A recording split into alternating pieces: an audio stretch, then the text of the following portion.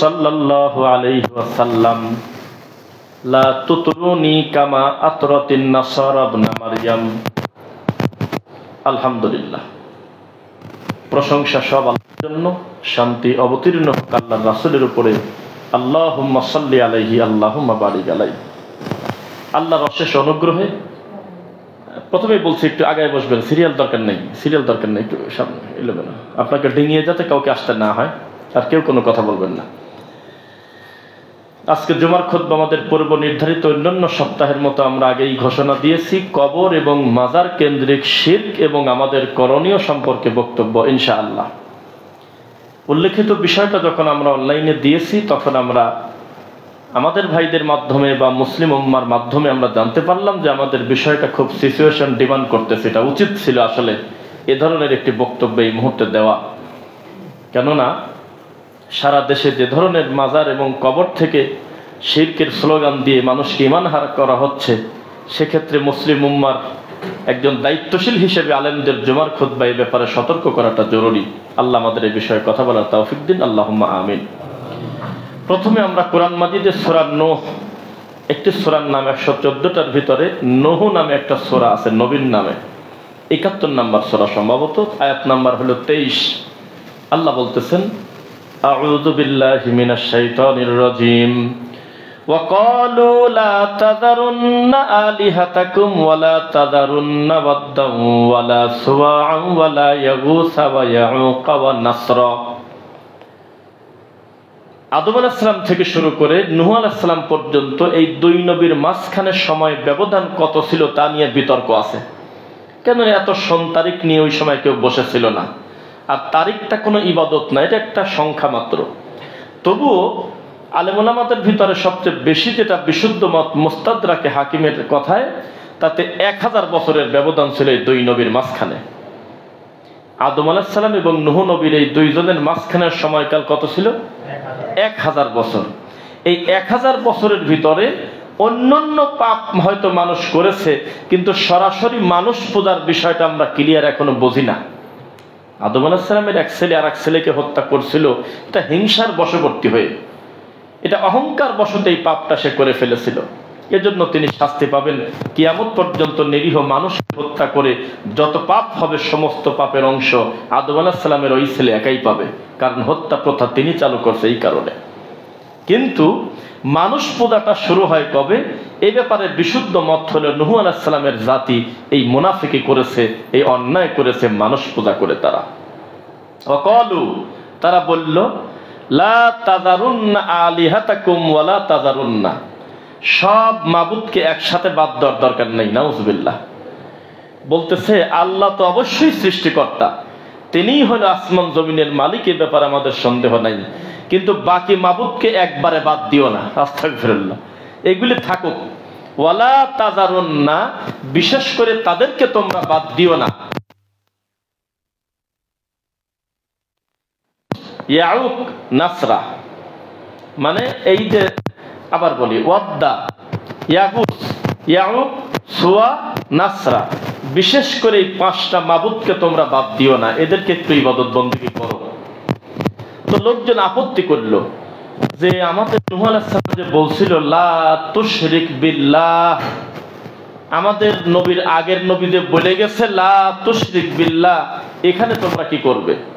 তখন ওদের ভিতরে একদল অতি পণ্ডিত বলতেছে, শোনো, তারা বলেছে আল্লাহ শরীক নেই, ইবাদত করতেছি না, এদের শুধু কবরটা একটু সুন্দর করে রাখো, এদেরকে একটু সংরক্ষণ করে রাখো, এরা হলো যুগের ভালো আলেম, ভালো মানুষ, এই বুজুর্গদের একটু মহব্বত করো, মূলত আল্লাহই সবকিছু করে দেবে, কিন্তু এদেরকে একটু সম্মান করো।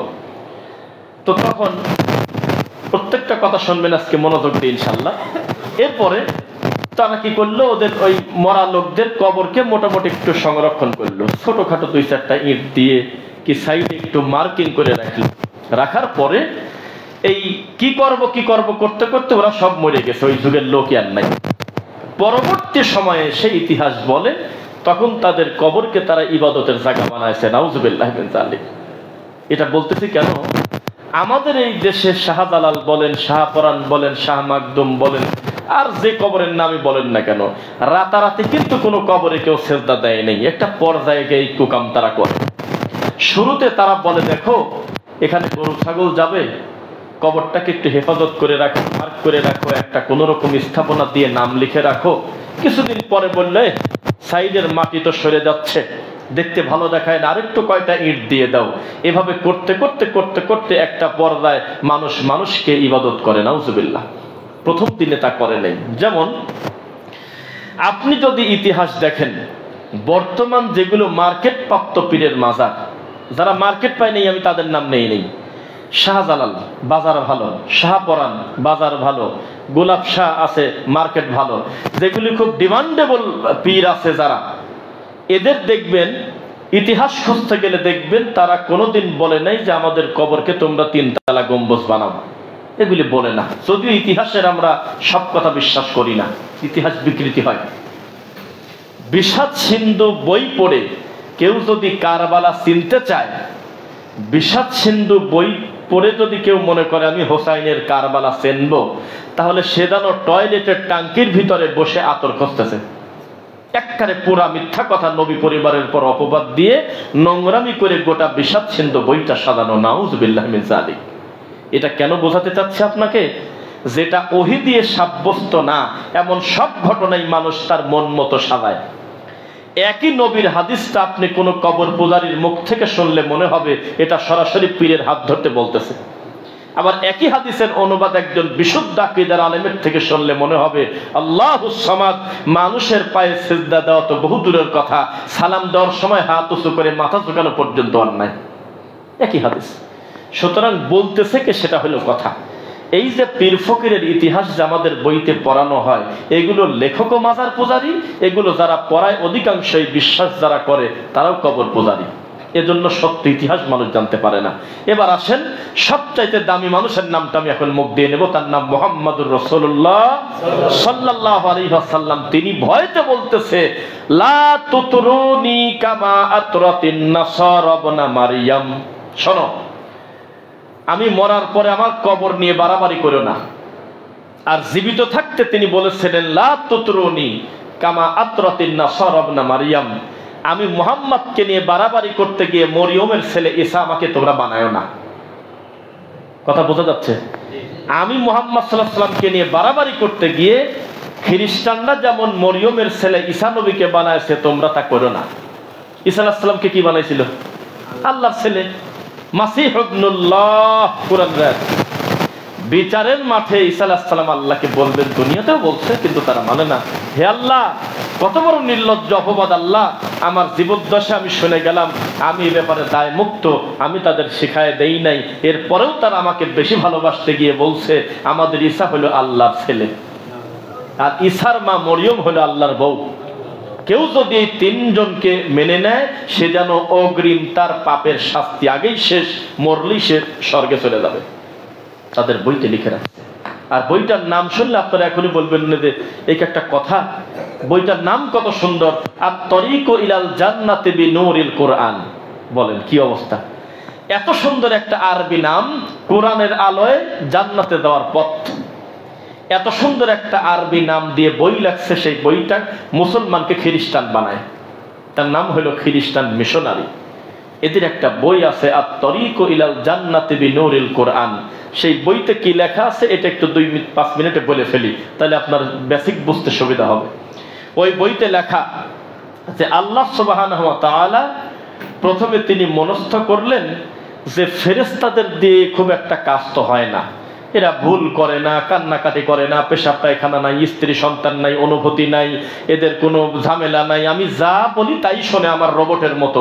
তো এইটা আমার কেমন জানি লাগে, আমি যেহেতু রব, তাহলে আমার কাছে কান্নাকাটি করবে এমন একটা জাতি আমি বানাবো। তাদের বইতে লেখা।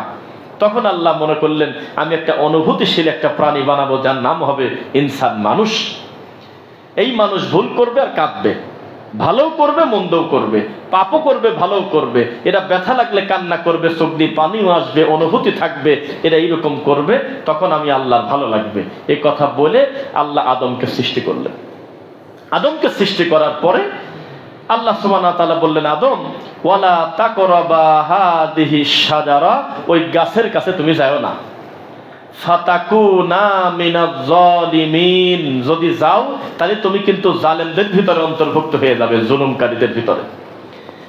তারপরেও যখন আদম আলাইহিস সালাম হাওয়া সহ গাছের কাছে গেল, আল্লাহর হুকুম অমান্য করলো, তখন আল্লাহর মানের হানি হলো। এটা ওই বইতে হুবহু লেখা, যে বইটা গোপনে আপনার মুসলমানদের খ্রিস্টান বানাচ্ছে। এই যে আপনার ঠাকুরগাঁও, পঞ্চগড়, নীলফামারী, কুড়িগ্রাম, এই সমস্ত উত্তরবঙ্গের নিরীহ গরিব এলাকায় কিস্তির বই নিয়ে রাস্তায় ঘুরে টাকা নাই, কষ্টে দিন চলে যায়, কিডনি পর্যন্ত বিক্রি করে দিচ্ছে। এই সমস্ত নিরীহ মানুষকে টার্গেট করতেছে খ্রিস্টান মিশনারিরা। আপনি তো ঠিক পাচ্ছেন না, ঘরে বসে তাসবিহ পড়তেছেন, জানেন না পরিস্থিতি কত কঠিন। মুসলমানের বাচ্চাকে খ্রিস্টান করতেছে 30,000 টাকা দিয়ে, তাদের ছাগল দিচ্ছে, সিসিটিভির নামে, বিরাকের নামে, বিভিন্ন সুদী কোম্পানির নামে তাদেরকে টাকা দিয়ে, তাদের হাতে বই ধরায় দিয়ে তাদের মুসলমানের ছেলেকে বলতেছে, আরে টাকা কি লাগে, আমরা দেখবো, তোমার ছেলেকে আমাদের মিশনারি স্কুলে ভর্তি করে দাও। এইভাবে নিরীহ বাচ্চাদের ইমান নষ্ট করতেছে, খ্রিস্টান বানাচ্ছে। উত্তরবঙ্গে আয়নার মতো জলজল করতেছে, গুগলে আপনি এখন লিখে দেখেন, সত্য কথা। তাদের কাছে গিয়ে বলতেছে যে, ওরা বলতেছে ওই সাক্ষাৎকারে, আমরা কি করবো, আমরা গরিব মানুষ, আমাদের কেউ দেখে না, ওনারা আমাদের 30,000 টাকা দিয়েছে, ওনা আমাদের 50,000 টাকা দিয়েছে, কেউ বলতেছে আমাদের 2টা গরু কিনে দিয়েছে, সেজন্য আমরা ওনাদের কথা মতো চলি। আমরা একেবারে সরাসরি দেখছি মূলধারার মিডিয়া, পরিস্থিতি কত খারাপ। তো তাদের বইতে লেখা, তখন আল্লাহর খারাপ লাগলো, আরে আমি প্রথম বানালাম যাকে, সেই আমার কথা মান্য করলো। তখন আল্লাহ বলল যে থাক, আমি তাহলে নূহ বানাই। তো নূহ আলাইহিস সালামের আবার ছেলেই তার কথা শোনে না, বিপদ কত কঠিন দেখেন। তারপরে বললো আমি লূত আলাইহিস সালামের তৈরি করি, এখন তার বউই তার কথা শোনে না। তখন আল্লাহ বললেন যে তাহলে আমি ইয়াকুব আলাইহিস সালামের ব্যবস্থা করি। তখন ইয়াকুব আলাইহিস সালামের বাকি 10 ছেলে মিলে একটা মেরে দিচ্ছে, কি বিপদ। তারপরে বললো যে আমি তাহলে মুসা আলাইহিস সালামের বানাবো। এমন একটা যন্ত্রণা, মুসা আলাইহিস সালামের বানানোর সাথে সাথে মুসা আলাইহিস সালাম একটা লোককে থাপ্পড় দিয়ে মেরে দিল। এটা ওরা ওদের বইতে লেখছে। তারপরে বললো ঈসা আলাইহিস সালামকে বানায়, ইব্রাহিম আলাইহিস সালাম, ইসমাইল, ইসহাক, বিভিন্ন নাম দিতে দিতে শেষ পর্যন্ত বলল, এই মানুষ তো খুব অকৃতজ্ঞ, আমি যাকেই নবী করে পাঠাই তাকে নয় ধরে মারে, নয় দেশের বাড়ি করে দেয়। কি বিপদ। যেহেতু আমি আল্লাহ মানুষ হিসেবে যাকে পাঠাইছি, কেউ তাদের স্বেচ্ছায় মেনে নিল না, আমার তাহলে সৃষ্টির উদ্দেশ্য থাকলো কি। তখন আল্লাহ খুব গুসা হলেন, রাগ হলেন। রাগ হয়ে নাকি স্ত্রী পারিবারিক মিটিং করতেছে, নাউজুবিল্লাহ বলেন। আল্লাহ নাকি তার নিজের পরিবার নিয়ে মিটিং করতেছে। বইটা আমি কোনদিন পাইলে আমি দেবো আপনাদের সামনে। তো মিটিং, আসেন সামনে আসেন, আলহামদুলিল্লাহ। তো মিটিং করতেছে যে কি করা যায়, আমি এই জাতিকে ধ্বংস করে দেব। তখন নাকি আল্লাহর স্ত্রী মারিয়ম, নাউজুবিল্লাহ, আল্লাহর ছেলে ঈসা, এই দুইজন নাকি আল্লাহকে বলল যে আব্বা, মানে ঈসা আলাইহিস সালাম বলতেছে, আপনি এক কাজ করেন, আমাকে একটা শেষ সুযোগ দেন। কত লোককে দিয়েই তো চেষ্টা করলেন, কথা শোনে না, এবার আমাকে আপনি মানুষের স্রোত ধরে পাঠিয়ে দেন। কথা বুঝতেছেন? মানুষের রূপ ধরে আমি যাব, আমার আপনি অনুভূতি শক্তি দিবেন, আমার ফিলিংস দিবেন, তখন আমি দুনিয়াতে গিয়ে আমি তাদেরকে আপনার পথে ডাক দেব। শেষ পর্যন্ত তিনি আসলেন। আসার পর দেখে যে তাকেও ধরে মারে, গালিগালাজ করে, তাকেও খুব একটা মানতে চায় না। তখন ঈসা আলাইহিস সালাম নাকি আল্লাহকে বললেন যে আব্বা, এভাবে তো আপনার কথা তারা শুনবে না, তাহলে একটা কন্ডিশন দিয়ে দেন, তাদেরকে আপনি ঘোষণা দেন, যদি কেউ তৃতীয়বাদে বিশ্বাসী হয়, আপনি আর আমি, আপনার ছেলে আর আমার মা মরিয়ম আপনার বউ, এই 3 জনকে যদি কেউ অন্তর থেকে মেনে নেয়, তাদের অগ্রিম পাপ আল্লাহ আগেই ক্ষমা করে দেবে। এটা ডক্টর জাকির নায়েকের বক্তব্য, অলরেডি আপনারা শুনে ফেলেছেন আমি জানি। তো এই কথা বলার পরে তখন নাকি একদল বললো যে আমরা এই কথা মেনে নিলাম, আর বাকি অধিকাংশ লোক বললে আমরা মানবো না, তাকে শোলে চড়ালেও, তাকে মারিয়ে দিলে, এটা ওদের কথা। কিন্তু আল্লাহ বলতেছে ভিন্ন কথা। আল্লাহ বলতেছে তাতে তোমরা হত্যা করতে পারো নাই। তো তখন এই বিষয়টা বলতে বলতে আল্লাহ সুবহানাহু ওয়া তাআলার কাছে সে চলে গেল। বাপ বেটার গল্প, এটা ওই বইতে লিখে রাখছে, মুসলিমকে খ্রিস্টান বানানোর বইতে, আত-তরিকু ইলাল জান্নাতি বিনুরিল কুরআন, নাউজুবিল্লাহ। তো যে কথা বলতেছিলাম, কবর এবং মাজার কেন্দ্রিক শিরকটা এত ভয়াবহ যে একজন মুসলমানকে কাফের বানানোর জন্য 2 মিনিটই যথেষ্ট। সেখানে গিয়ে খালি মুখ দিয়ে একবার বলেছে যে কত ডাক্তারের কাছে দৌড়ালাম, বাবা কোনো কল্যাণ হলো না, তুমি একটু আমাকে ছেলের রোগটা ভালো করে দাও। এ কথা বললে ঠিক ওই রকম অমুসলিম হইল একজন মূর্তি পূজারী যেমন অমুসলিম ঠিক তেমন। আর এগুলোকে পুষে রেখেছে আমাদের দেশের কিছু টুপিওয়ালা দাড়িওয়ালা কিছু মানুষ। আল্লাহি আল্লাহর কসম, দেখা জিনিস বললে বাস্তবতা দেখে আসলে অনুভূতিটা ভালো লাগে। আমি 2020 সালের শেষের দিকে, তখন কোভিড-19 চলে, পরিস্থিতি খুব জটিল। আমি একটা মাহফিলে গিয়ে, সময় আছে হাতে, আমি ফজরের সালাত পড়ে মাস্ক পরে তার উপর দিয়ে রুমাল নিয়ে আমি শাহজালালের মাজারে ঢুকে গেছি। শাহজালালের কবরে যখন আমি গেলাম, একটা পর্দায় আমাকে বলা হচ্ছে আপনি জুতা খোলেন। তো জুতা খুলে চলে যাচ্ছি, বলে যে না দাঁড়ান, 20টা টাকা লাগবে। জুতার গলায় তারা রশি দেয়, শিকল দিয়ে তালা দিয়ে দেয়, দেখছেন না? আচ্ছা, শিকল দিয়ে দেয়, দিয়ে 20টা টাকা দেয়। তো এই নির্লজ্জ জাতি এখনো বুঝতে পারলো না যে শাহজালাল জুতা চুরি ঠেকাতে পারতেছে না, আপনার পায়ের জুতা 20 টাকা দিয়ে আলাদা করে রশি দেওয়া লাগে। সেই লোকের কাছে মানুষ ছেলে চাচ্ছে, মেয়ে চাচ্ছে, চিংড়ি মাছ কিনে মাথায় নিয়ে নিয়ে দৌড়াচ্ছে, গজার মাছের কাছে গিয়ে হু হু করে কান্না করতেছে। কোন ধরনের লজ্জা আপনি বলেন? আল্লাহর কসম, শাহজালালের মাজারের ওই দেওয়ালের পানি এইভাবে কপালে প্রতিবন্ধী বাস্তার ডলে ডলে দিচ্ছে মহিলারা, পুরুষরা। আর আলেমরা কি করতেছে? কিছু আলেম, কিছু হাফেজ, তারা দেখলো যে না, আমরা খারাপ কাজ করা যায় না, তো মাজারের চারপাশে গোল হয়ে বসে শিফটে কোরআন পড়তেছে। গার্মেন্টসের 3 শিফট থাকে, 6টা 2টা 2টা 10টা 10টা 6টা, ওই রকম ওই 3 শিফটে কোরআন পড়তেছে। প্রতি মাসে অন্তত 40টা খতম ডেলিভারি দেও। ওই লোকগুলি নিয়ে বসে মাথা চাকাচ্ছে আর পড়তেছে। আর একটু পর পর আগরবাতি যেভাবে দিচ্ছে, তাই আমি বলছিলাম যে বাবা যদি ভিতরে একটু বাঁচিয়ে থাকতো, যে পরিমাণ পানি দিয়েছে, ঠান্ডা পানি নিয়ে খায় আবার মরে গেছে, ঠান্ডা লেগে মরে গেছে আবার। কি লজ্জা, নির্লজ্জ কথা।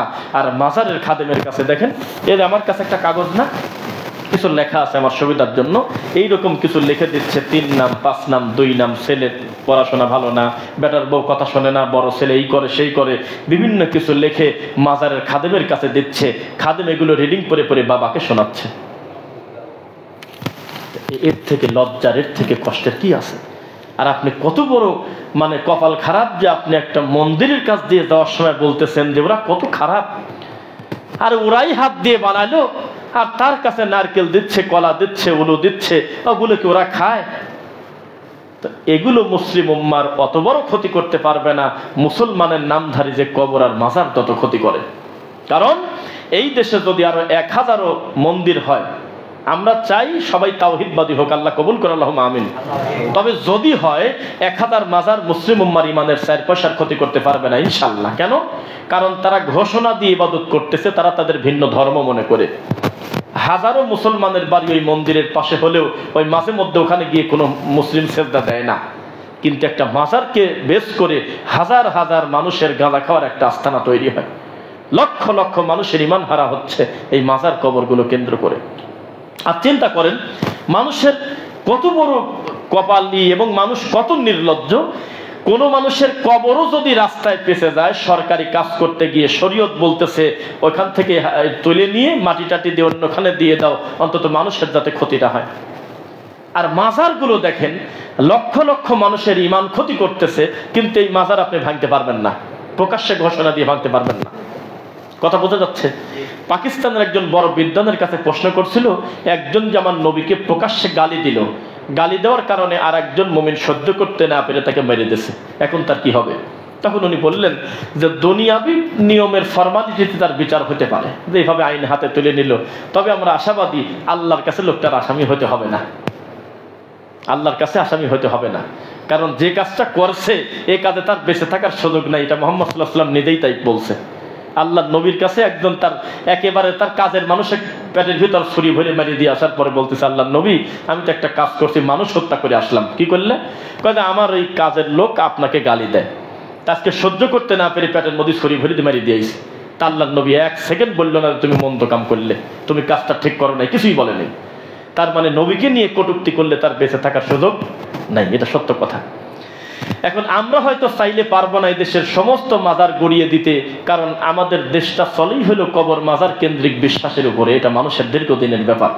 কিন্তু কেউ যদি কোনো কৌশলে যদি একবার ভেঙে ফেলে, আল্লাহর শপথ, আল্লাহর কাছে তার একটা গুনাহ তো দূরের কথা, এই শিরকের আস্থাটা নষ্ট করার কারণে আল্লাহর কাছে বিরাট পুরস্কার আছে, অবশ্যই আছে। অবশ্যই আছে, 100% আছে। কিন্তু দুনিয়াবি ফর্মালিটিতে এই দেশে গাঁজা থাকবে, মদ থাকবে, জুয়া থাকবে, সিনেমা হল থাকবে, পতিতালয় থাকবে। ওই যে ব্যাখ্যা দিচ্ছে আবার কি দেখেন, পতিতালয় ভেঙে দাও বলে স্লোগান তুলতেছে আমাদের কিছু ভাই, বিপরীতে আবার কিছু সুশীলরা আবার রাস্তায় এসে বলতেছে, বা ইয়েতে দেখলাম টক শোতে, যে না এগুলোর কারণে দেশে খারাপ কাজ কম হচ্ছে। এই সমস্ত পতিতালয় যেগুলো লাইসেন্স আছে এগুলোর কারণে মানুষ অনৈতিক কাজ থেকে বেঁচে যাচ্ছে। আস্তাগফিরুল্লাহ আযীম। এটা হইল? হ্যাঁ, গাঁজার আপনি ফ্যাক্টরি তৈরি করে দিয়ে বলতেছেন যে না অসুবিধা নাই, মানুষ দিন দিন গাঁজা থেকে মুক্ত হবে। নাউজুবিল্লাহ। এই যে ব্যাপার, হয়তো দুনিয়াবি নিয়মে হয়তো সব পাপের শাস্তি আপনি দিতে পারবেন না, তবে সুযোগ থাকলে গোপনেও যদি এই কাজটা কেউ করে 100% আল্লাহর কাছে পুরস্কার আছে। সবকিছুর অনুমতি নেবেন কিভাবে? এটা অনুমতির জিনিস নাকি? দেওয়ানবাগির মন্দির ভাঙার আগে কোনোদিন এই কথা বলা যায়, মাননীয় প্রধানমন্ত্রী আমরা একটু দেওয়ানবাগির মন্দির ভাঙতে যাচ্ছি, আপনি কি অনুমতি দিবেন? এটা কি বলার জিনিস? তখন উনি বলবে যে হ্যাঁ চলে দাও। তাই কি হয়? ওই যে একভাবে এক কায়দা করে ভেঙে দিয়েছে। মুসলিম উম্মাহ কলিজার ভিতর থেকে আমরা দোয়া করছি, আল্লাহ এই ভালো কাজের সাথে যারা যুক্ত ছিলে, আল্লাহ তুমি সকলকে দিনের জন্য কবুল করো। অন্যগুলির মাজার বললে তাও ভালো মন্দ সবই তো খারাপ, যেগুলো কবর নিয়ে ব্যবসা করে, কিন্তু দেওয়ানবাগির আর মাজার বলা যায় না, ওটা মন্দির। ওটা মন্দির, সেটা সব জায়গায় ভাঙা হয়নি, কয়েকটা শাখা হয়তো ভাঙা হয়েছে। এটা একটা ভালো জোয়ার, এটা মুসলিম উম্মার এটা খারাপ কিছু, এটা ভালো জিনিস যে মানুষ এই মাজার কেন্দ্রিক শিরিক থেকে বাঁচতে চাচ্ছে। আলহামদুলিল্লাহ। পড়ে আল্লাহ নবী সাল্লাল্লাহু আলাইহি ওয়াসাল্লাম বলেছেন, আল্লাহুম্মা লা তাজআল কবরি ওয়াসানান ইউবাদ লাআনাল্লাহ। আল্লাহর নবী নিজে বলেছে, হে আল্লাহ, একে ডাইরেক্ট আল্লাহর কাছে মোনাজাত চলতেছে, হে আল্লাহ আমার কবরকে আপনি ইবাদতের জায়গা বানায়েন না। আল্লাহ ইত্তাখাযু কুবুর আম্বিয়াইহিম মাসাজিদ লাআনাল্লাহ। আল্লাহর লানত তার প্রতি। নবী বলেছেন যে তার নবীর কবরকে মাজার বানায়। নাউজুবিল্লাহ। এই ছোট পাপ না বড় পাপ? নবী বারবার নিষেধ করেছে, খবরদার আমাকে বেশি ভালোবাসতে গিয়ে তোমরা ওই যে ঈসার মরিয়মের ছেলে ঈসানোর মতো বানায় না, আমরা বাড়াবাড়ি করতে গিয়ে আল্লাহ ছেলে বানায় না। আমি নবী ফাইন্নামা কানা আব্দু আনা আব্দু, তোমরা বলো আমি আল্লাহর বান্দা। ফাকুলু আব্দুল্লাহি ওয়া রাসূলুহু, তবে তোমরা আমাকে বলবে মুহাম্মদ শুধু আল্লাহর বান্দা না এবং আল্লাহর রাসূলও।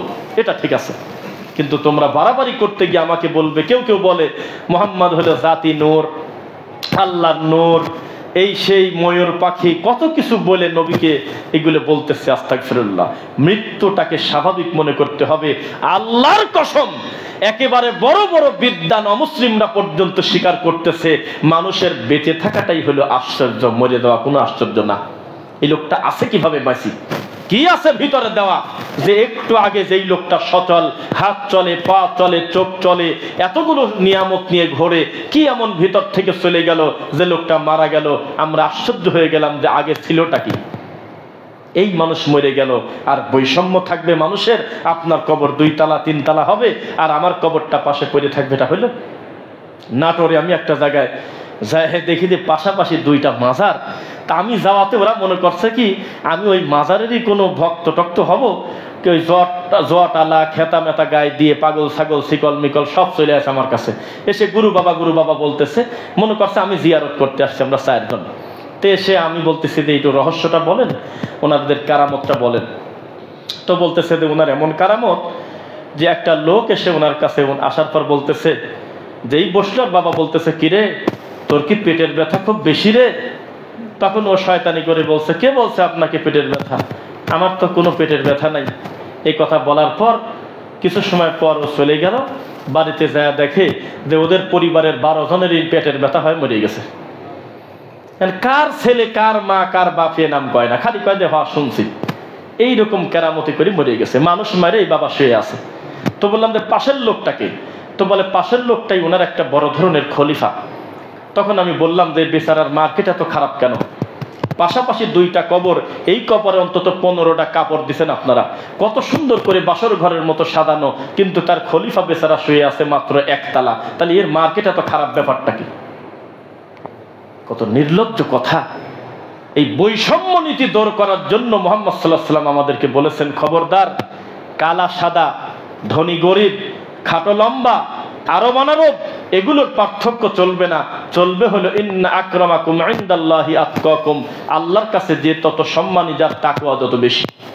আর তোমরা এই নীতিতে চলবে। নবী সাল্লাল্লাহু আলাইহি ওয়াসাল্লাম বলতেছেন, লা তুতরুনি কামা আতরাতিন নাসারা ইবনা মারইয়াম, বাড়াবাড়ি করতে করতে খবরদার মরিয়মের ছেলের মতো আমাকে তোমরা বানায়ো না, আমি হলো আল্লাহর বান্দা এবং রাসূল, এটাই তোমরা বলবে। এবার আসেন কবর মাজারে কিভাবে শিরিক হয়, কিভাবে মানুষ অমুসলিম হয়। রাসূল সাল্লাল্লাহু আলাইহি ওয়াসাল্লাম তিনি তার নিজের কবরের ব্যাপারে বলতেছে, লা তাজআলু বুয়ুতাকুম কুবুরা। প্রথমে বলতেছে, হে আমার উম্মতেরা, তোমরা তোমাদের বাড়িকে গোরস্থান বানায়ো না। গোরস্থান বানায়ো না মানে বলুন তো কি বোঝালো? বলতে পারলেন না? মানে সালাত পড়ো বাসায়, নফল সালাতগুলো বাসায় পড়ো, মসজিদে পড়লে হবে না সেটা ভিন্ন কথা, মসজিদে পড়বে তো মসজিদে ঢোকার বসার পূর্বে পড়বে, এটা আলাদা কথা, কিন্তু চেষ্টা করো সুন্নাত নফলটা বাড়িতে পড়া, তাহলে তোমার বাড়িটাকে কবরস্থান হইল না। ওয়ালা তাজআলু কবরি ঈদা, আর আমি নবীর কবরকে ঈদ বানায়ো না, মানে আনন্দ অনুষ্ঠান আর উদযাপনীয় কিছু বানায়ো না। ওয়াসাল্লু আলাই, সালাত পড়ো না, দরুদ পড়ো। হাইসুমা কুনতুম ফাইন্নাহু, যেখান থেকে তোমরা দরুদ পড়বে এই দরুদটা আমার কবরে পৌঁছায় দেওয়া হবে সম্মানের সাথে। সুবহানাল্লাহ। নবী সাল্লাল্লাহু আলাইহি ওয়াসাল্লাম তিনি আশঙ্কা করতেছেন যে তার কবর নিয়ে যাতে কেউ বাড়াবাড়ি না করে। আপনি কি জানেন আমাদের এই দেশে আমি একটা ইয়েতে দেখলাম লেখা, কুত্তাশা পর্যন্ত আছে। কি জ্বালা বলেন! এই যে গত কয়েকদিন আগে আমার মেসেঞ্জারে দিয়ে বলছে, আমি নাকি বলছিলাম এক বক্তব্যের, মনে নাই মেলা দিন আগে, যে এই দেশে কত শাহ আছে, মনে হয় কুত্তাশাও আছে। তখন উনি আমাকে একটা স্ক্রিনশট দিয়ে বলতেছে, এই দেখেন অমুক চট্টগ্রাম না কোথায় একটা জায়গায় কুত্তাশা পর্যন্ত আছে। কোন জ্বালা বলেন! ভেড়া মারাতে কুষ্টিয়ার ওইদিকে একটা জায়গায় আছে ঘোড়া আশা, ওখানে ওই মানত করে 30 টাকা করে ছোট মাটির ঘোড়া কিনে 17টা না 11টা করে বাবার কবরে দিয়ে কি জানি বলে চলে আসে পিছন দিকে হাঁটি। কোন জ্বালা এখন বলেন! আল্লাহর কসম দেখলাম একটু আগে আটকোষের রানিং বর্তমান যে পীর, সেই পীর কিছু খাবার নিয়ে ওদের হিন্দুরা যেমন উলু দেয় সেভাবে মরা বাপের যে খাটের পর শুয়ে থাকতো সেই খাটের সামনে উলু দিয়ে খাটের পর সেজদা দিয়ে তারপর বাড়িতে পিছন পালে চলে যাচ্ছে। এগুলি কিভাবে ঠেকাবেন আপনি বলেন? এই জিনিস যদি আমাদের সমাজে চলতে থাকে, এই মুসলিম উম্মার বিপদ কত বেশি। আর আমাদের কিছু অতি উৎসাহী ভাইয়েরা দেখলাম, আল্লাহ ভুল সংশোধন কথা তৌফিক দিন, এটা গর্ব মনে করতেছে। আপনাদের এরকম পক্ষের লোক আছেন কিনা মসজিদে জানি না, যে মাদ্রাসার ছাত্ররা মন্দির পাহারা দেবে। দেখেন নাই না? দেখছেন? আউযুবিল্লাহ। এই জাতির আবেগ বাদ দিলে কিছু থাকে? এটা রাষ্ট্রীয় ফরমালিটি। রাষ্ট্র যদি মনে করে নিরাপত্তার স্বার্থে সেটা তারা ভলেন্টিয়ার করবে, সেটা অফিসিয়াল কাজকর্ম তাদের। কিন্তু একটা দিন জানা মানুষ, একটা আলেম, একটা হুজুর, একটা মাদ্রাসার ছাত্র, ও আশা করে বসে আছে আমি মন্দির পাহারা দেব। আরে গরু, তোর কি আল্লাহ এই বস্তু দিল না যে ওই জায়গায় এই মুহূর্তে রানিং আমার আল্লাহর সাথে শিরক চলতেছে? ওইটা তো গজবের জায়গা। আমার নবী ওই লূত আলাইহিস সালামের সম্প্রদায়কে যেখানে ধ্বংস করা হয়েছিল ওই জায়গা দিয়ে যাওয়ার সময় দৌড় দিচ্ছে। সাহাবায়ে কেরাম বলল, আল্লাহর নবী, পৃথিবীর শ্রেষ্ঠ ভদ্রলোক হলে আপনি দৌড় দিলেন আল্লাহর নবী? তো বলল যে আমার এখনো ভয় হয় এত বড় পাপের জায়গায় আল্লাহর রাগ মিটে গেছে কিনা। এই জায়গা তাদেরকে আল্লাহ ধ্বংস করে দিয়েছে, এই জন্য এই পাপের জায়গা দেখে আমি তাড়াহুড়া করে চলে গেলাম। সাহাবীরাও তাড়াহুড়া করে চলে গেল। আর এই রানিং মন্দিরে যেখানে আমার রবের সাথে শিরিক করা হচ্ছে, এ কথা সত্য, কোনো দিন আমি তাদের দেবদেবীকে গালি দেব না, ইসলাম আমাকে তা বলে না। কোনো দিন আমি কোনো মন্দিরে হামলা করব না, কেননা লাকুম দীনুকুম ওয়ালিয়া দিন, তার ধর্মই আলাদা। আমি তাকে গালি দিলে সে আমার আল্লাহকে গালি দিয়ে ফেলবে। শরীয়ত আমাকে বলছে স্বাধীনতা তাদের আছে, কিন্তু এই কথা বলা নাই যে তাদের নিরাপত্তা দিতে দিতে তুমি হুজুর মানুষ যা মন্দিরে দ্বারা থাকো, পাহারা দিয়ে রাখো। নাউযুবিল্লাহ। এটা কোন ধরনের কথা বললেন? এবার আসেন, রাসূল সাল্লাল্লাহু আলাইহি ওয়াসাল্লাম কবর শুধু বানাতে নিষেধ করছে মাজার সেটা না, বলছে তোমরা কবরের দিকে মুখ করে সালাত পর্যন্ত পড়ো না। বোঝা যাচ্ছে? সালাত পর্যন্ত পড়ো না কবরের দিকে মুখ করে। কি ঠাট্টা করার কথা নাকি? কঠিন সিরিয়াস কথা। ইয়া আইয়ুহান নাস, হে মানুষ সকল, ইয়াকুম ওয়াল গুলু ফিদ্দিন, দিন নিয়ে তোমরা, ধর্ম নিয়ে বাড়াবাড়ি করো না। ফাইন্নাহু আহলাকা মান কানা ক্বাবলাকুম ওয়াল গুলু ফিদ্দীন। হাদিসের রাবি হলো আব্দুল্লাহ ইবনে মাসউদ রাদিয়াল্লাহু আনহু। তিনি বলতেছেন যে আল্লাহর নবী একদিন আমাদেরকে খুব ভয় দেখাচ্ছেন, সতর্ক করতেছেন, ইয়া আইয়ুহান নাস, ডাইরেক্ট বলতেছে হে মানুষ সকল, কোন রকম কোন সম্প্রদায়কে ডাকেন নাই, খবরদার তোমরা ধর্ম নিয়ে বাড়াবাড়ি করো না। ফাইন্নাহু আহলাকা মান কানা ক্বাবলাহুম ওয়াল গুলু ফিদ্দীন, তোমাদের পূর্ববর্তী জাতি ধ্বংস হয়ে গেছে ধর্ম নিয়ে বাড়াবাড়ি করার কারণে। খবরদার, কবরকে কবরের গতিতে ছেড়ে দাও। যার কাছে ওহী আসে না, ওহীর ভিত্তিতে আমরা বুঝবো কোন লোক জান্নাতি অথবা জাহান্নামী হলে আমি ধারণা করে একটা ব্যক্তিকে আমি কি করে জান্নাতি বলতে পারি, কি করে জাহান্নামী বলতে পারি। কথা বোঝা যাচ্ছে? ইসলাম খুব সতর্কতার সাথে আমাদের চলতে বলেছে। এই যে কারা করেছে সেটা বড় কথা না, তবে আমরা আল্লাহ শুকরিয়া আদায় করি, এই পূর্বাচলে একটা গজব ছিল, একটা লানত ছিল, একটা বিশাল বড় অভিশাপ ছিল। এই ল্যাংটার মাজার সেটাকে গুড়িয়ে দেওয়া হয়েছে। অন্তরের অন্তরস্থল থেকে চোখের পানি এসে আমরা বলেছি, আল্লাহ এই নেক কর্মের সাথে যারা জড়িত ছিল প্রত্যেকটাকে তুমি দ্বীনের মুজাহিদ হিসেবে কবুল করো। বেটা, তুমি মনে করছো খালি একজনের সাথে যুদ্ধ সরাসরি অস্ত্র দিয়ে করলেই জিহাদ হবে? যেখানে প্রতিদিন আমার রবের সাথে শিরিক করা হচ্ছে, এই আস্তানা যদি কারোর মাধ্যমে আল্লাহ উঠায় দেয়, এর থেকে বড় খেদমত কি হতে পারে? ইমাম আহমদ বিন হাম্বল রাহিমাহুল্লাহকে বলা হলো, আচ্ছা, একজন হলো বেদাতের বিরুদ্ধে সেই রকম কঠোর, আর আরেকটা লোক হলো সুন্নাহ খুব মানে সুন্নাহর পক্ষে খুব কঠোর, তো এই দুইজনের ভিতরে বেশি ভালো কে? ইমাম আহমদ বিন হাম্বল রাহিমাহুল্লাহ বললেন যে বেদাতের বিরুদ্ধে কঠোর ও হলে বেশি ভালো। কেন? তো বলতেছে ও হলে কচুরি পানা সাফ করতেছে পুকুরের, ও হলে পুকুরের আবর্জনা পরিষ্কার করতেছে, আবর্জনা পরিষ্কার হয়ে গেলে ও যদি মরেও যায়, ওর ছেলে যদি মাছ ছাড়ে মাছটা ভালো থাকবে। আবর্জনা কে সাফ করে?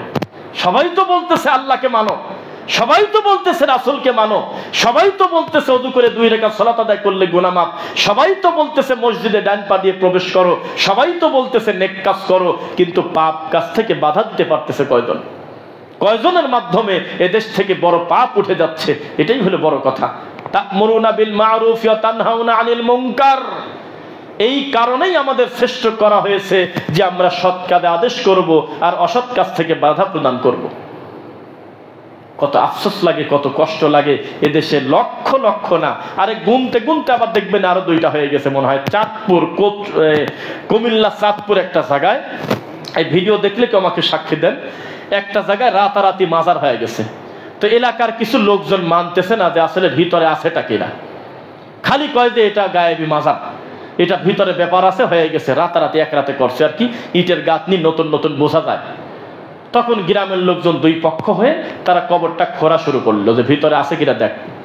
তো সাইড থেকে তারা বলতেছে তুই মরে যাবি, তুই ধ্বংস হবি, তোর ছেলের গলা দিয়ে রক্ত উঠে মরে যাবি, আল্লাহর ওলির কবরে হাত দিস বেটা, বিভিন্ন গালাগালি করে। ওরা কবর খুঁড়তে খুঁড়তে শেষ পর্যন্ত আল্লাহর কসম ওর ভিতরে কলা গাছ পাইছে। কেউ কি দেখছিলেন? দেখছেন না? কতদিন আগে বলেন তো? দেখছেন না? 1 বছর আগে আমি নিজে দেখলাম।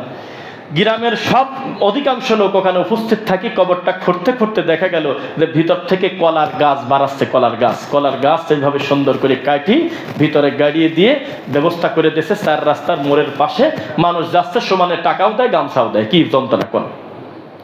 মানে একটা উদাহরণ দিই আপনাকে, ধরেন টঙ্গী রেল স্টেশন, চেনেন তো নাকি? টঙ্গী রেল স্টেশন খুব একটা, সব রেল কিন্তু থামে না, বেশিরভাগ জয়দেবপুর থামে, টঙ্গী মাঝে মধ্যে লোকাল কয়েকটা থামে ক্রসিং টসিং করলে। তো এই ধরে নিলাম মাঝে মধ্যে থামে। এই টঙ্গী থেকে শুরু করে এয়ারপোর্ট পর্যন্ত মাঝখানে কি কোনো দাঁড়ানোর স্টপেজ আছে ট্রেনের? নাই। রেল গেট আছে কিন্তু রেল থামে না। তা আশ্চর্য ব্যাপার, ওই টঙ্গী রেল গেট সংলগ্ন মাজার আছে, কিন্তু ওখান থেকে আজমপুরেও নাই, কোটবাড়িও নাই, 8 নম্বর রেল গেটেও নাই, 10 নম্বরেও নাই, মেন যে রেল গেটের মোড় যেখানে ট্রেন থামে সেখানে মাজার আছে। তাহলে বাপরা পজিশন মতো মরে নাকি? মরাও পজিশন আছে। ওই জায়গায় মরে না যেই জায়গায় হয়তো এখান থেকে ট্রেন স্টেশন আছে আরো 1 কিলো 2 কিলো, কোনো দিন ট্রেন থামবে না, ওখানে কোনো মাজার হয় না। যেখানে একটু লোকালয় আছে, মানুষজনের চলাফেরা আছে, বিভিন্ন মানুষ বসবে যাবে, সেখানে হলে মাজার হয়। কারণ ওখানে জোয়াক বাবা থাকবে, গাঁজাখোররা থাকবে, বিভিন্ন লোকের গাঁজা খাওয়ার একটা নিরাপদ জায়গা। এই গ্রামের একটা ছেলে প্রতিদিন 500 টাকার গাঁজা খায়। এত বড় নেশাখোর পর্যন্ত তার বাপের সামনে তো দূরের কথা, আরফান ভাইয়ের সামনেও সে গাঁজায় হাত দেয় না। কারণ জানে হঠাৎ যদি দেখে কিছু না বললে ওর লজ্জায় সে তার খারাপ লাগবে, সে পাপকে পাপ জানে। কিন্তু মাজার এমন একটা জায়গায় সামান্য একটু সরে গিয়ে ওই ল্যাংটার মাজারের ভিতরে কয়েকদিন আগে ঢুকে যাবে, নিরাপদে গাঁজা টানবে, পুলিশও তাকে কিছু বলবে না। তা আমাদের দেশে বিনা রেডে বিনা কষ্টে নিরাপদে গাঁজা টানার জায়গা হলো মাজার, সেখানে কোনো পুলিশ রেড নেই। আর যদি কেউ মনে করে, ভেঙে ভেঙে বলি, আপনারা একদম উলঙ্গ সত্য কথা বলি, লালনের আকড়ায় যদি একবার কেউ যেতে পারে তার জন্য একেবারে অবৈধ কাম হালাল। মহিলা পুরুষ একত্রে শুয়ে আছে, কি অন্যায় করতেছে, কোনো দিন কোনো পুলিশের ক্ষমতা নাই একজনকে আঘাত করা। চলতেছে সেখানে আড্ডা, মেয়ে ছেলে ফেলে আসে, গাঁজার গন্ধে টেকা যাচ্ছে না, আর এক পাশে আবার মাহফিল হচ্ছে, কি জ্বালা বলেন। এই হলো আমাদের সমাজের নীতি। এবার আপনাকে বলি, কবর এবং মাজার, ধরেন যে এই মসজিদের পাশে কবর আছে, এই আমাদের সামনে পশ্চিমে মনে করেন কবর আছে, তো রাসূল সাল্লাল্লাহু আলাইহি ওয়াসাল্লামের নীতি এবং শরীয়তের কথা হলো একটা পাঁচিল দিলে শুধু হবে না, মসজিদের এরিয়াটাকে আলাদা করে কবরের বাউন্ডারি ভিন্ন হতে হবে। কথা বুঝতে পারলেন? সেখানে আমি আপনাকে দেখাবো আল্লাহর শপথ, এই উত্তরখানের ভিতরে, কোথায় আমি তা বলবো না, তাদের শক্তি এত বেশি যে বড় বড় শিল্পপতি পর্যন্ত এই কুকাম তারা পুষে রাখছে। আল্লাহর ঘরের ভিতরে রানিং কবর, 2 নম্বর কাতারে সম্ভবত, একবারে রানিং আল্লাহর ঘরের ভিতরে, বারান্দাতেও না, মসজিদের ভিতরে রানিং কবর। মিথ্যা না সত্য? দেখেছেন না? এই তো মুসলমান, এই তো মুসলমান। আমরা একদিন গিয়ে তো মার খেয়ে আসি প্রায়, মোবাইল নিয়ে একটু ভিডিও করতেছি সাইডে, মানে সে কি অবস্থা আমাদের সাথে ব্যবহার, খুব একেবারে হুজুর হয়ে গেছো, খালি এইগুলি ভুল ধরে ধরে বেড়াও, ভিডিও করো, দেখি ভিডিও করছেন কিনা, এগুলি আমাদের কাছ থেকে তারা জিজ্ঞাসা করতেছে। ক্ষমতা নাই ওখানে কোনো প্রতিবাদ করার। আবার এমন নির্লজ্জ মানুষ দেখেন, হাজি মানুষ, হুজুর মানুষ, বহু লোক, তারা টাইম মতো আবার ওখানে নামাজও পড়ে। নাউজুবিল্লাহ, নাউজুবিল্লাহ। ভিতরে সেজদা চলতেছে আল্লাহর, ঠিক বারান্দায় সেজদা চলতেছে হলো পীরের। মহিলা মানুষরা সেজদা দিয়ে পড়ে আছে, 20 মিনিটের নিচে মাথা তোলে না, চলতেছে সেখানে বিশাল শিরকের আকড়া। পাশে আবার বিশাল বড় বড় হুজুররা মাহফিল করতেছে, বড় বড় আলেম ওলামা আছে, আবার বড় বড় লোক জোর করেই মনে হয় জান্নাতে চলে যাবে, হজে যাচ্ছে, উমরায় যাচ্ছে। তার এইটা চিন্তা হলো না, আমার এরিয়া ভুক্ত এত বড় একটা শিরকের রাস্তা না, এটাকে আমি কি করব? মানুষের ভিতর অনুভূতি নেই, ফিলিংস নাই। এই যে হোর দিকে একটু দাঁড়ান, 2 মিনিট থেকে দাঁড়ানো যাচ্ছে না, একজন একজনের সাথে কথা বললে কানে কানে বলতে হবে, বিকট শব্দে গান বাজাচ্ছে রাত দিন। ভালো মানুষের বাচ্চায় কাজ করে, মেয়ে ছেলে ফেলে পর্যন্ত ড্যান্স দিচ্ছে। দেখেন, আপনি তাকায় দেখেন একবার, এই হরদি থেকে শুরু করে 13 মুখ দিয়ে ওইদিকে মাউসাইড দিয়ে টঙ্গি পর্যন্ত বিকট শব্দে এইরকম প্রতিদিন তারা বিকাল টাইমে গান বাজনা বাজায়। আমি খালি চিন্তা করি, এই 2 ধারে যাদের বাড়ি, আশপাশে বাড়ি আছে, এরা হলো জড় বস্তু। এদের বাচ্চা কাচ্চা লেখাপড়া করে না, এদের কোনো ইজ্জত সম্মান নাই, এদের কোনো মান সম্মান নাই, এদের বাপ নাই, এদের ভিতরে কোনো দায়িত্বশীল লোক নাই। একদিন গ্রামের 100টা লোক যদি 100টা লাঠি নিয়ে যদি বের হয়, ওই অন্তত ওই এরিয়ার ভিতরে ঢোকার কথা না। একটু দাঁড়ানো যায় না, ব্রিজ ধামধাম করে কাঁপতেছে, কোনো ভদ্রলোক 2 মিনিট দাঁড়াতে পারবে না, পরিস্থিতি এত খারাপ। ফিনিশ নাই, প্রতিবাদ নাই, চলতেছে, কথা বলা যাচ্ছে না। একসাথে 4-5টা নৌকা মুখামুখি, বিকট গান বাজনা বাজাচ্ছে আর নাচতেছে, প্রতিবাদ নাই, চলতেছে এইভাবে দিন। সাবধান, আল্লাহ আপনাকে ক্ষমতা দিয়েছে। একজন বলছিল যে আমি ক্ষমতা পাইছি, ক্ষমতা আগের মতোই আমি ব্যয় করব, শুধু পার্থক্য আগে ব্যয় করছি খারাপ পথে, এখন ব্যয় করব ভালো পথে। আগে আমাকে দেখে ভয় পেত হলো ভালো মানুষ, এখন আমাকে দেখে ভয় পাবে খারাপ মানুষ। ইনশাল্লাহ ক্ষমতা থাকতে হবে, ক্ষমতা না থাকলে কাজ করবেন কিভাবে? আপনার মাধ্যমে যদি একটা গুনাহ উঠে যায়, আপনার মাধ্যমে যদি চিরস্থায়ী একটা পাপের রাস্তা বন্ধ হয়, তাহলে মনে করবেন যে আপনার অ্যাকাউন্টে আপনি কিছু করে গেলেন ইনশাল্লাহ। বোঝা যাচ্ছে? এটা সতর্ক থাকেন, কিভাবে মানুষের কল্যাণ করা যায়, অকল্যাণ থেকে মানুষকে বাঁচানো যায়, এই ব্যাপারে চেষ্টা করবেন ইনশাল্লাহ। আমি আপনাকে চ্যালেঞ্জ করে বলতেছি, এই দেশের যত মাজার আছে, যেই সমস্ত মাজারে লক্ষ লক্ষ মানুষ ঈমান হারা হচ্ছে, এই মাজারের ভিতরে ওই পীর সাহেব নিচে শুয়ে আছে, এটার কোনো গ্যারান্টি নাই। ভালো করে ফরেনসিক ল্যাবে পাঠায় দেখেন হাড় হাড্ডি আসলে শাহজালাল এখানে আছে, এটার কোন নিশ্চয়তা শিওর দেওয়া যাচ্ছে না। এক আব্দুল কাদের জিলানীর মাজার নাকি আফগানিস্তানে না কোথায় 13টা, তাহলে ওই লোকটা আসলে আছে কোন জায়গা? এই নারায়ণগঞ্জে আল্লাহর নবীর পায়ের ফটোকপি বলে আছে, শুনছেন কথা? ইউটিউবে লেখেন, এখন না নামাজের পর লিখবেন যে কদমে রাসূল নবীর পা, দেখেন কি অবস্থা। হাজার হাজার মানুষ একটা দুইটা পায়ের পর চুমা খাচ্ছে প্রতিদিন নারায়ণগঞ্জের বন্দরে, সম্ভবত বন্দরে না, ওখানে চুমা খাচ্ছে আর ওখানে লেখা নবীর পায়ের পা মুবারক। আল্লাহর নবী ওখানে এসে নাকি একদিন ওই জায়গায় দুইটা পা ফেলাতেই চলে গেছে, আর আসে না। কোন যন্ত্রণা আপনি বলেন একবার? লক্ষ লক্ষ মানুষ ইমান হারাচ্ছে, আবার হুজুর মানুষ মাইকে বক্তব্য দিচ্ছে, ও আমার সোনারা বাবারা, অন্তরে যদি প্রশান্তি নিতে চাও নারায়ণগঞ্জের কদমে রাসূলের চুমা দিয়ে আসো একটা, দেখো অন্তর থেকে কত মায়া পাও, মোহাব্বত পাও। চলতেছে বক্তব্য, ইউটিউবে লিখে দেখি, এগুলো আবার মূলধারা টিভিতে আবার দেখায়। আবার সেই দিন দেখলাম, কোন চ্যানেল তা বলবো না, ওই যে আল্লাহ নবীর কততম বংশ, 14 না 15তম বংশধর, চট্টগ্রামের কেল্লা নাকি, হ্যাঁ ওই কেল্লার দরবারে এক খতিবেগ দেখাচ্ছে, এক খতিবেগ দেখাচ্ছে, আমরা ওকে পায়া ধন্য, উনি আমার সোনার নবীর বংশ, আল্লাহর নবীর রক্ত। আবার গর্ব করে বলতেছে মুসল্লিরা, আমাদের কপাল কত ভালো, বাংলাদেশে আর কোথাও নবীর বংশ নামাজ পড়ায় তা আমরা জানি না। অথচ বাটপার, প্রতারক, ভণ্ড, কবর পূজারি, ধর্ম কিচ্ছু বোঝে না। আল্লাহ রে, এই লোকে বলতেছে আমরা ধন্য হয়ে গেছি, আমার নবীর বংশ নামাজ পড়ায়। আর এই পাগলের কাছে গিয়ে বলতেছে আপনি কিছু বলেন তো, বলতেছে আমি আর 36 বছর এখানে জুমার খতিব, এখানে নামাজ পড়াই। এখানে হলো আমার যিনি বাবা, তিনি হলো মসজিদ নববীর খাদেম ছিল, মসজিদ নববীতে তার চাবি ছিল তার কাছে। যত নবীর বংশ ডেলিভারি হচ্ছে খালি ভারত, বাংলাদেশ আর পাকিস্তান। যেখানে ওহী নাজিল হয়েছে, যেখানে আমার নবী 63টা বছর জীবন পার করে গেল, ওখানে আজও পর্যন্ত কোনো মায়ের বেটা হাত তুলে বলে না আমি নবীর 18তম বংশধর, আমি নবীর 13তম বংশধর, কে কোথায় আসো আমাকে চুমা খাও। এইরকম কুকথা কোনো দিন কোনো আরবি বিদ্বান বলে না। যে কোনো প্রবাসীকে জিজ্ঞাসা করেন বলে দেবে সত্য না মিথ্যা। এই যে অন্যায়গুলো আমাদের দেশে হচ্ছে, এগুলোকে বলে অফিসিয়াল অন্যায়। আবার আমার আরেকটু দুঃখ লাগলো যে ওই 8 মিনিটের ভিডিও দেখলাম, দেখছে প্রায় 7-8 মিলিয়ন লোক। এখন কমেন্টে হাজার হাজার লোক লিখতেছে সুবহানাল্লাহ, আমিন, মাশাআল্লাহ। আমি কয় কিরে গরু, এখানে কি আমিন মাশাআল্লাহর জায়গা? একটা লোক আল্লাহর নবীর প্রতি অপবাদ দিচ্ছে, ওখানে নাউজুবিল্লাহ হবে না সুবহানাল্লাহ হবে? বল। সবাই লিখতেছে আমিন আমিন আমিন। তোমাদের কত ভাগ্য, তোমরা নবীর বংশের পিছনে নামাজ পড়ো।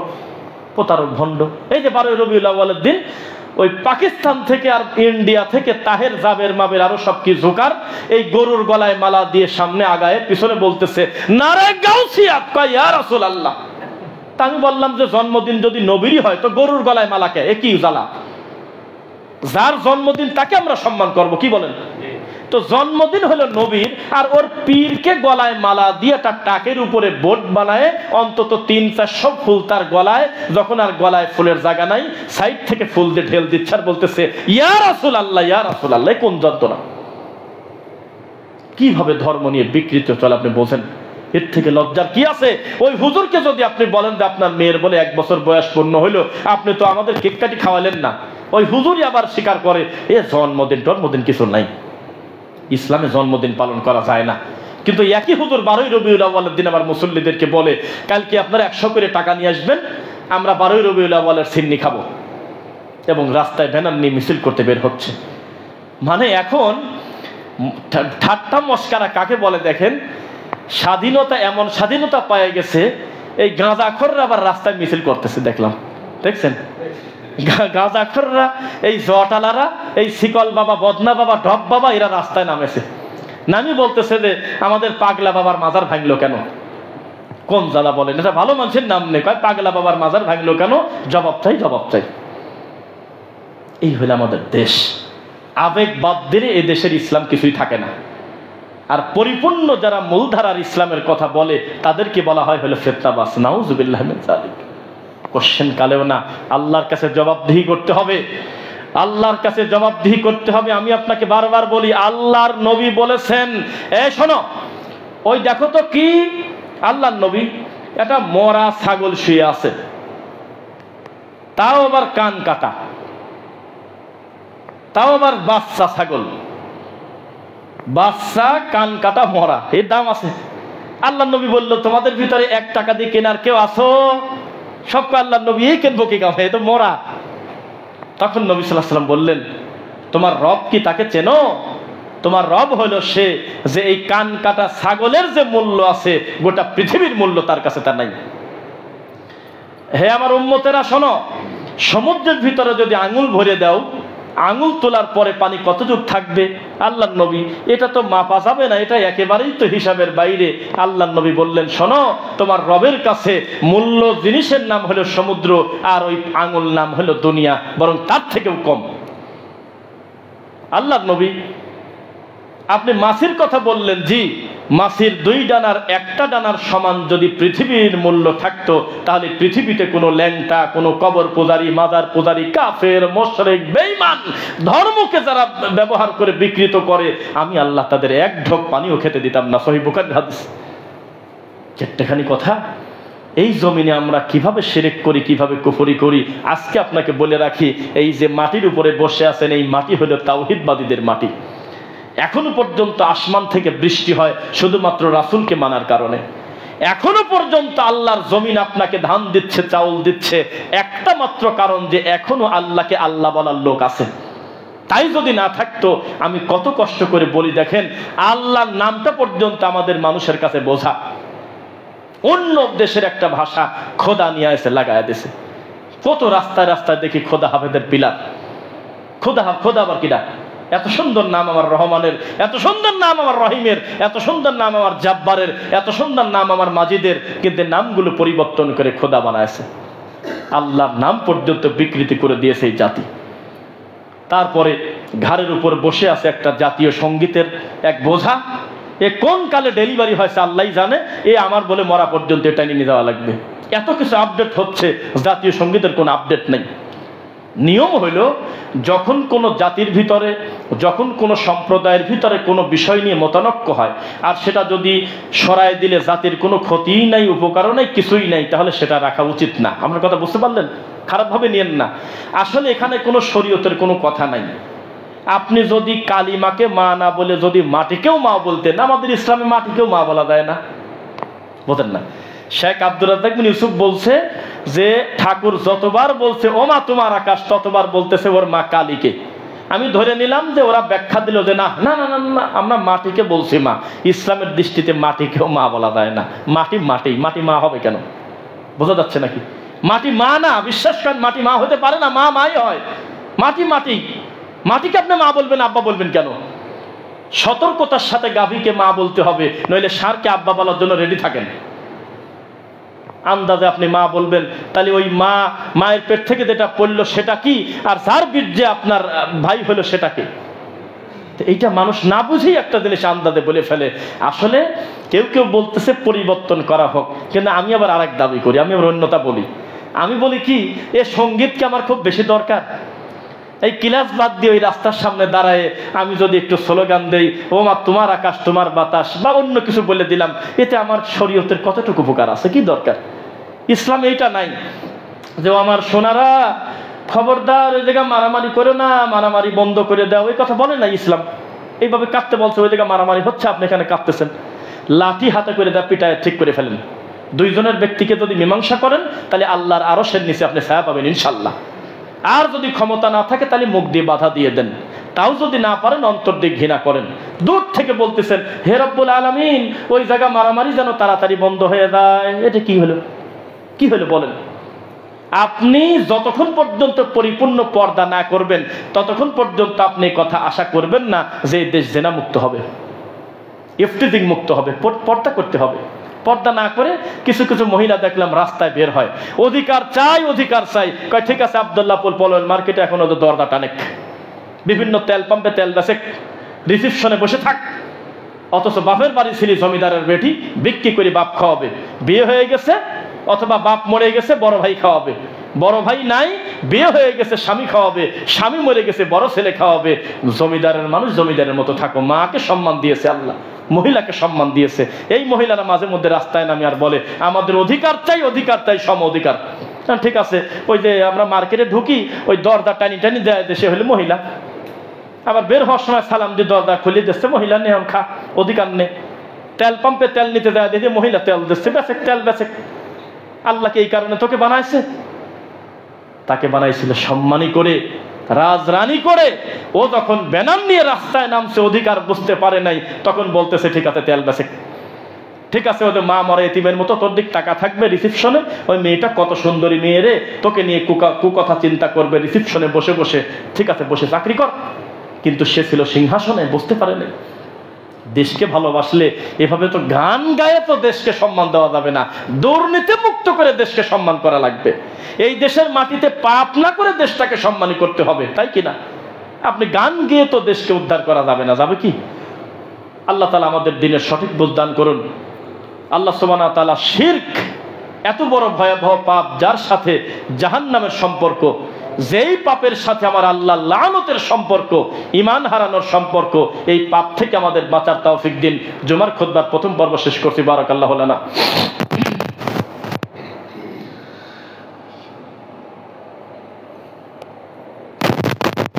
আলহামদুলিল্লাহ। রব্বানা আতিনা ফিদ দুনিয়া হাসানাহ ওয়া ফিল আখিরাতি হাসানাহ ওয়া কিনা আযাবান নার। রব্বিরহামহুমা কামা রব্বায়ানি সগীরা রব্বিরহামহুমা কামা রব্বায়ানি সগীরা রব্বিরহামহুমা কামা রব্বায়ানি সগীরা। রব্বানা ওয়া আতিনা মা ওয়া'আদতানা আলা রাসূলিকা ওয়া লা তুখজিনা ইয়াওমাল কিয়ামাহ ইন্নাকা লা তুখলিফুল মিআদ। আলহামদুলিল্লাহ, রব্বুল আলামিনের অশেষ অনুগ্রহে এই মসজিদে আমরা যারা এসেছি, মসজিদ দিয়ে, বারান্দা দিয়ে, বাইরে দিয়ে, আমরা সুধারণা করি আল্লাহ মাজার এবং কবর কেন্দ্রিক পাপ থেকে আমাদের বাঁচাইছে। আলহামদুলিল্লাহ। ডক্টর আব্দুল্লাহ জাহাঙ্গীর রাহিমাহুল্লাহ মারা যাওয়ার আগে বলেছিলেন, আহারে কি দরদ কথা, যে আল্লাহর বান্দা আল্লাহকে সিজদা দিচ্ছে, তার দুইবার সুবহানা রাব্বিল আলা বলার টাইম নাই। আর কবর পূজারী, মরা মানুষের কবরে সিজদা দিয়ে পড়ে আছে, আধা ঘন্টার নিচে মাথা তোলে না। কত আন্তরিকতার সাথে তারা গাঁদা টানতেছে আর বলতেছে যে সিজদা দিয়ে, মানে অনেকে মরেই যাচ্ছে, বাবার দরবারে আসছে, কোন কালে হিসাব নেই। আর আল্লাহর ইবাদতকারী, আল্লাহর পূজারী, আল্লাহকে সিজদা দিয়ে তার হাতে টাইম নাই, 2 মিনিটে তার 3 রাকাত নামাজ শেষ। সেই মানুষ আল্লাহর কাছে দয়া পাবে কিভাবে? ওই যে আপনারা হাসবেন, আসলে এগুলো ভালো কথা। এই যে ভাইদের বাসার ওখানে রাজবাড়ি, ওই ওনাদের ওখানে আমি একটা মাহফিলে গেছি। তো মাহফিলে আমি বক্তব্য দেওয়া, আবার বিষয় দেশে হলো শিরক। তা আমি সেটাই জানিয়ে রাখছি যে আমি শিরকের ব্যাপারে বক্তব্য দেবো। 3 মাস আগে আমার ডেট নেসে বলে রাখছে। কারণ আমি এই জালসায় বক্তব্য দেওয়ার আগে ওই সভাপতি সাহেব খালি কানে খালি বারবার মন্তর পড়ে, হুজুর এই তো দেখে শুনে, হুজুর মা বাপের ওয়াজ করেন।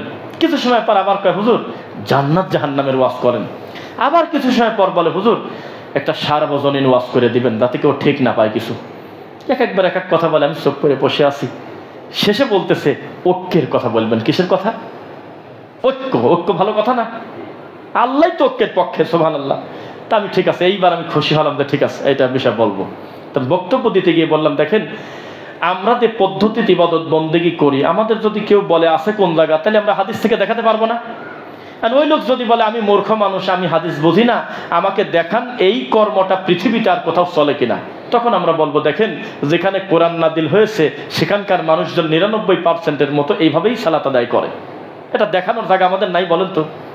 তাই বললাম যে ঐক্যের বিষয়ে আপনারা কি বক্তব্য শুনবেন না দেখবেন? তো কয় দেখলে তো আরো ভালো।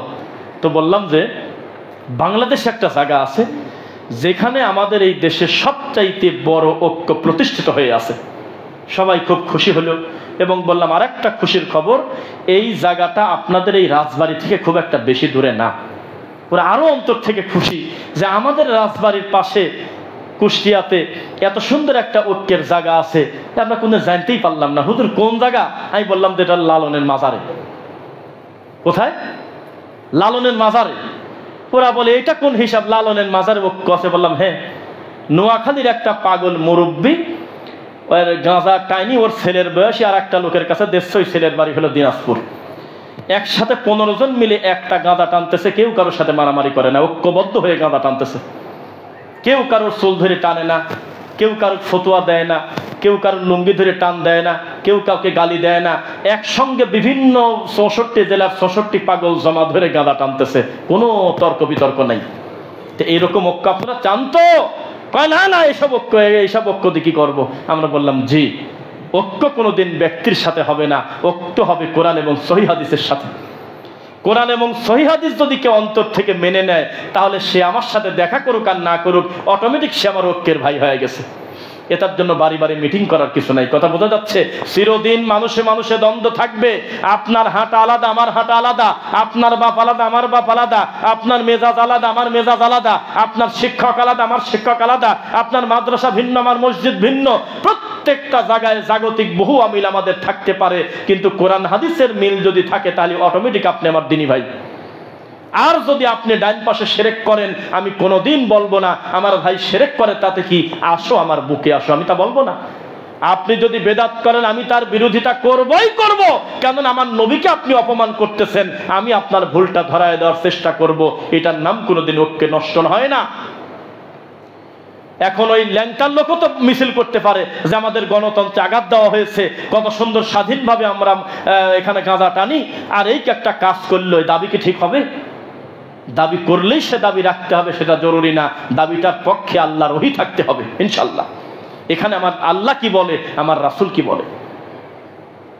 এখন আপনি এই যে লালন, আমাদের বাসার পাশে আমরা বারবার বলি কথা, বিশ্বাস করেন কত মানুষ যে সেখানে ঈমান হারা হচ্ছে, লক্ষ লক্ষ মানুষ সেখানে গিয়ে সেজদা দিচ্ছে, বৈদেশিক অন্য দেশের মহিলারা পর্যন্ত সেখানে আছে, অথচ তাদের বিকৃত যৌনাচার হলো তাদের ইবাদত বন্দেগী।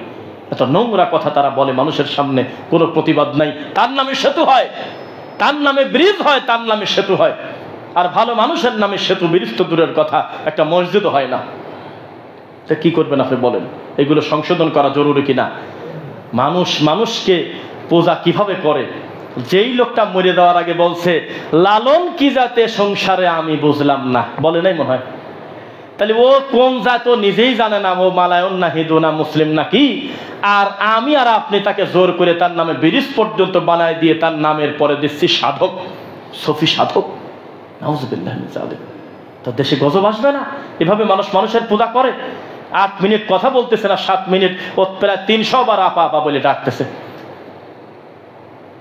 এভাবে মানুষ মানুষের পূজা করলে ভালোকে মন্দ, মন্দকে ভালোবাসবেন কিভাবে? মানুষ পূজা চলে হলে আমাদের দেশে। নাউজুবিল্লাহ মিন যালিক। মানুষের ভিতরে কোনো অনুশোচনা নাই। উমর রাদিয়াল্লাহু আনহু খুতবা দিচ্ছে, এটা খেয়াল করবেন, সবাই তাকান আমার দিকে। উমর রাদিয়াল্লাহু আনহু খুতবা দিচ্ছে, একটা মহিলা মানুষ খুতবার ভুল ধরছে।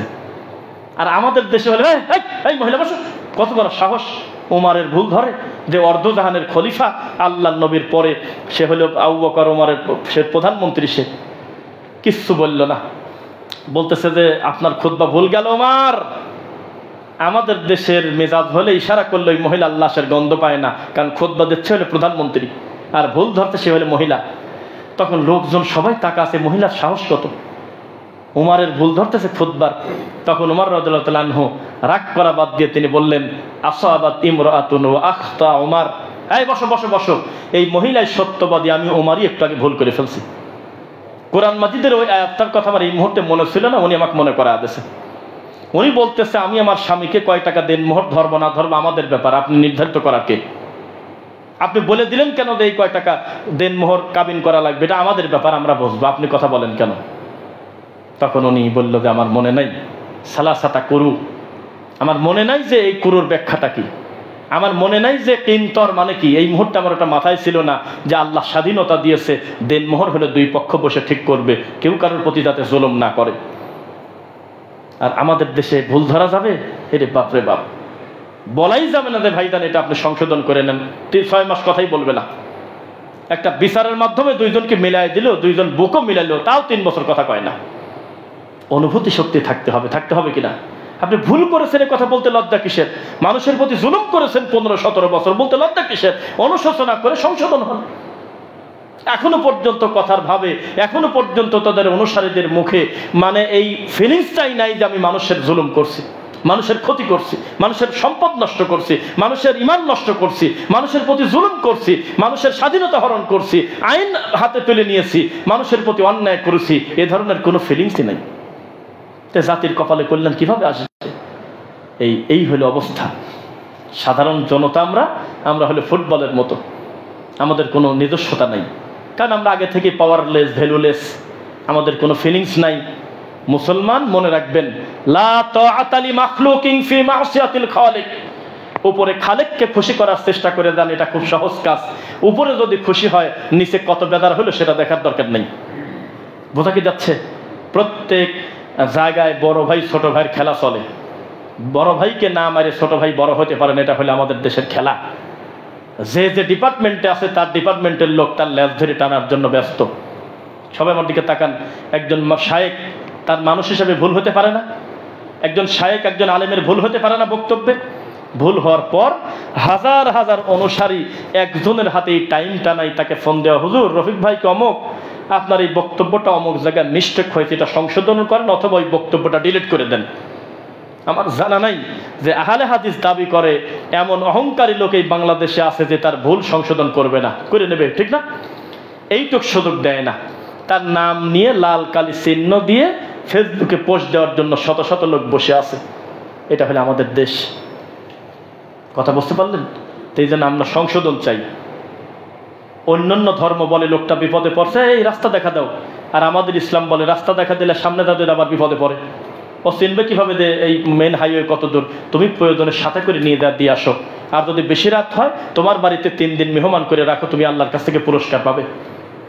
ইসলামে তো সস্তা কথা না, প্রত্যেকটা ব্যাপারে ইসলামে এক ধাপ এগিয়ে।